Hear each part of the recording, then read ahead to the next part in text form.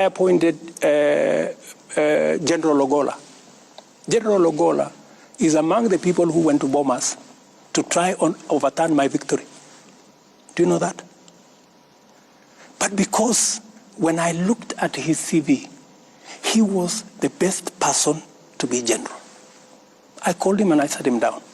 I told him, my friend, you went to Bomas to try and overturn my victory. But because you are the best person to be general, I'm going to give you the job.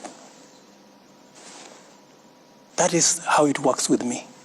That's why I told you, if a person has the qualification, if he is the best for the job, I will give him the job. But that is the military. There's a code of conduct for the military and how politics works in Kenya, Mr. President. Let me tell you, my friend, I had the opportunity. I could have appointed anybody. I had, I think, 10 choices. I didn't have to. You know, there are people who say, oh, you know, William Ruto appointed Ogolla because he was the deputy CDF. That's not the case. I made the decision consciously. And I made the decision against the advice of many people. Many people told me, you should not give this, you should not reward this kind of behavior. Okay. But, you know, I also must be sensitive. What exercised my mind? This gentleman has a good track record. And in fact, when I spoke to him, and it's not something that I should be talking about, but because you have asked a good question. What exercised my mind is, this gentleman, yes, he may have made a mistake. Maybe because the commander-in-chief that time told him what to do. Maybe he... And when I talked to him, he told me, I have no defense.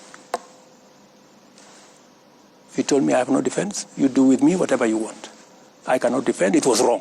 What I did was wrong. Yeah? I am also conscious.